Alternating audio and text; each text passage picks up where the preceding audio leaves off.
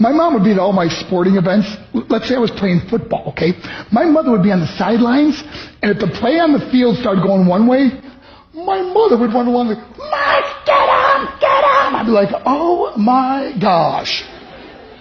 I'd get in the huddle with the other guys, they go, Mark, is that your mother? I go, no, I never saw her before in my life. The greatest gift my mother ever gave me, she believed in me. I have overdosed on drugs on 3 occasions where I should have been dead. But I believe I was kept here for a reason. You show me your friends, I will show you your future. How do I know this? I hung out with losers, and I became the biggest loser of them all because I gave up everything I dreamt about as a little boy because of who I chose to surround myself with.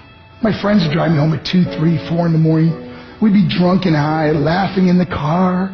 We'd pull up in front of my house in New York. They go, Mark, the light's on. I go, oh man, my mother's up.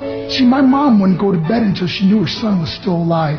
I'd walk in, she'd say, hi Mark, how was your night? I go, it was good, Mom, I'm just going to go to bed. She goes, can I talk to you for a minute? I go, Mom, I'm tired, I'm just going to go to bed. She goes, Mark, I haven't seen you all day and all night. Can I please talk to you? I said, man, just leave me alone. You bug me. I'd slam my bedroom door on the one person who believed in me.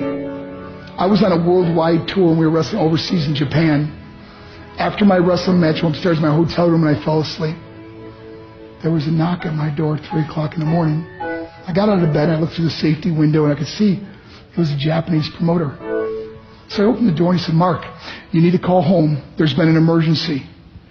I went and got on the hotel room phone. I called back to the United States. I said, hey, what's going on? He said, Mark, I don't know how to tell you this. I said, just tell me what happened. I was going to start crying. They go, Mark, I can't tell you. I said, just say it. He said, Mark, your mother died. I just threw the phone down.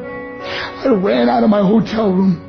I took the elevator to the lobby, and when the doors opened up, I just ran out into the street. I mean, there was no cars, there was no people. It was 3 o'clock in the morning.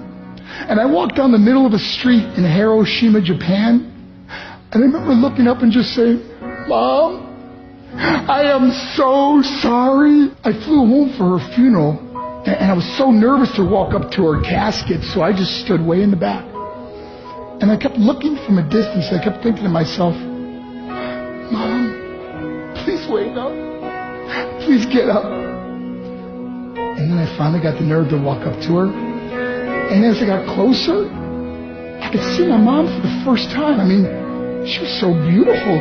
She was dressed in white. I mean, she looked like an angel. And I just stood over her and I said, Mom, you are my hero. Everything I am, everything I hope to be was because of you. You loved me so much, you gave me a life. You're the only one that ever believed in me. How did it repair? By getting drunk, by getting high, by getting stupid, by hanging out with losers. For what? All she ever wanted to do was talk to me. I wish I could talk to you now, Mom. I wish you could see what I'm doing.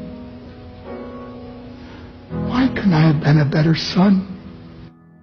We are defined by our choices.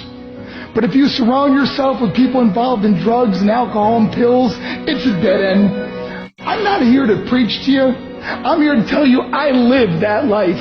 It leads to broken hearts, broken relationships, broken dreams, and death. For what? To get high? If you have a mother or a father, when you go home, tell them how much you love them. See, my whole life was about being rich and famous. I had to be a millionaire. I had to win the race. I had to win the race at the expense of my marriage, my family, my friends. For what? To be all alone in the world? I learned what is truly important, and that is how precious this gift of life is, and our families, and how quickly it can be taken away. See, I no longer live in time. I live in moments. See, it's not what's in your pocket that matters. It's what's in your heart that truly matters. Love Love is just a word until somebody comes along and gives it meaning. You're the meaning.